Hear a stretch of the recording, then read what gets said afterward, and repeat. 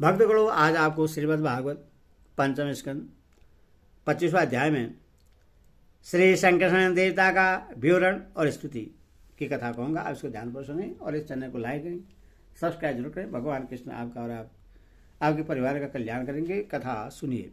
श्री सुखदेव जी कहते, राजन, पाताल लोक के नीचे 30,000 योजन की दूरी पर अनंत नाम से विख्यात भगवान की तामसी नित्य कला है। यह अहंकार रूपा होने से दृष्टा और दृश्य को खींचकर एक कर देती है। इसीलिए 5 रात्र आगम के अनुयायी भक्त जन इससे संकर्षण कहते हैं।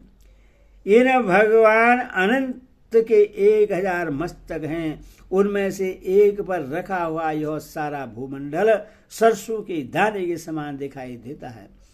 प्रलय काल उपस्थित होने पर जब इन्हें इस विश्व का उपसंहार करने की इच्छा होती है, तब इनकी क्रोध वंश घूमती हुई मनोहर भ्रुकुटी के मध्य भाग से शंकरशरण नामक रुद्र प्रकट होते हैं। उनकी बहु संख्या 11 है। वे सभी 3 नेत्र वाले होते हैं और हाथ में 3 नोकों वाले सूर्य लिए रहते हैं। भगवान शंकरशरण के चरण कमलों के गोल स्वच्छ और अरुण वर्णक मणियों की पंक्ति के समान दीप्यमान है।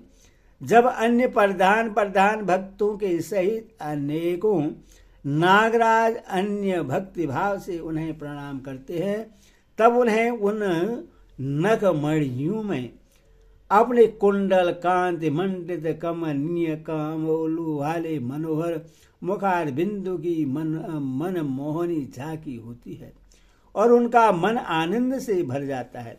अनेकों नागराजों की कन्याएं विविध कामनाओं से उनकी अंग मंडल पर चांदी के खंभों के समान शोभित उनकी वल्य विलसित लंबी लंबी श्वेत व सुंदर भुजाओं पर अर्गजा चंदन और कोकुम्पक का लेप करती हैं।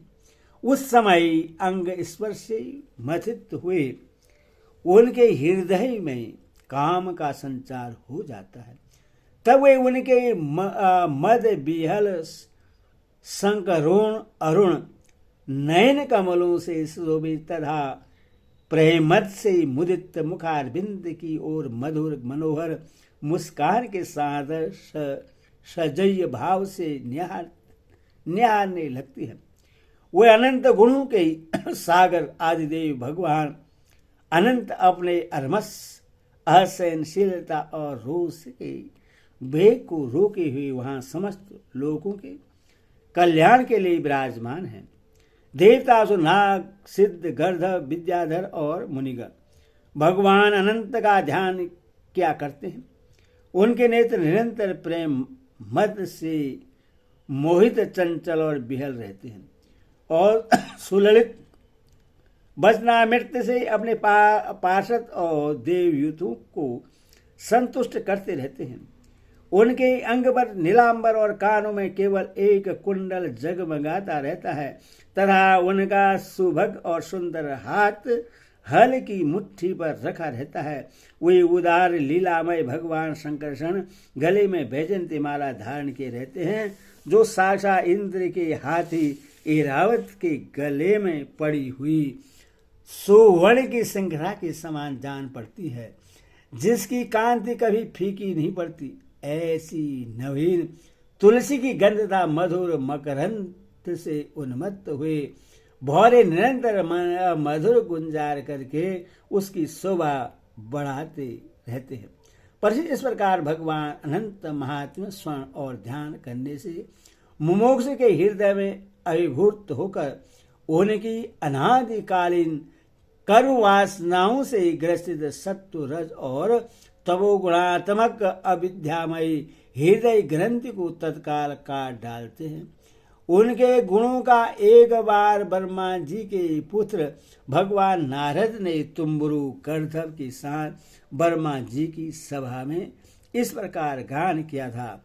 जिनकी दृष्टि पड़ने से ही जगत की उत्पत्ति, स्थिति और प्रलय के हेतुभूत सत्वादि प्राकृतिक गुण अपने अपने कार्य में समर्थ होते हैं, जिनका स्वरूप ध्रुव अनंत और अकृत अनादि है, तथा जो अकेले होते हुए ही इस नानात्मक परपंचों को अपने में धारण किए हुए है, उन भगवान शंकरषण के तत्व को कोई कैसे जान सकता है, जिनमें यह कार्य कारण रूप सारा प्रपंच भास रहा है, तथा अपने निज जनों का चित्त आकर्षित करने के लिए की हुई जिनकी वीरता पूर्वक लीला को परम पराक्रमी सिंह ने आदर्श मानकर अपनाया है, उन उदार वीर शंकरषण भगवान ने हम पर बड़ी कृपा करके यह विशुद्ध सत्वमय स्वरूप धारण किया है, जिनके सुनने सुनाए नाम का कोई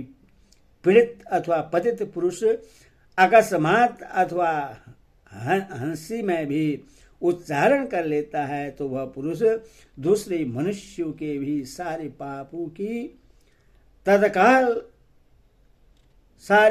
को तत्काल नष्ट कर देता है। ऐसे शेष भगवान को छोड़कर मुमुक्ष पुरुष और किसका आश्रय ले सकता है। यह पर्वत, नदी और समुद्रादि से पूर्ण संपूर्ण भूमंडल उन सहस्त्र शीर्षा भगवान के एक मस्तक पर एक रज कण के समान रखा हुआ है। वे अनंत हैं, इसीलिए उनके पराक्रम का कोई परिणाम नहीं है। किसी के 1000 जीवें हों तो भी उन सर्वव्यापक भगवान के पराक्रमों की गणना करने का साहस वह कैसे कर सकता है। वास्तव में उनके वीर, अतिशय गुण और प्रभाव असीम हैं। ऐसी प्रभावशाली भगवान अनंत रसातल के मूल में अपनी ही महिमा में स्थित स्वतंत्र हैं और संपूर्ण लोगों की स्थिति के लिए लीला से ही पृथ्वी को धारण किए हुए है। राजन, भोगों की कामना वाले पुरुषों को अपने कर्मों के अनुसार प्राप्त होने वाले भगवान की रची हुई ये ही गतियां हैं, जिन्हें जिस प्रकार मैंने गुरु मुख से सुना था उसी प्रकार तुम्हें सुना दिया। मनुष्य को प्रवृत्ति रूप धर्म के परिणाम में प्राप्त होने वाली जो परस्पर विलक्षण ऊंची नीची गतियां हैं, वे इतनी हैं। इन्हें तुम्हारे प्रश्न के अनुसार मैंने सुना दिया। अब बताओ और क्या सुना। हरि ओम। हरि ओम। हरि ओम।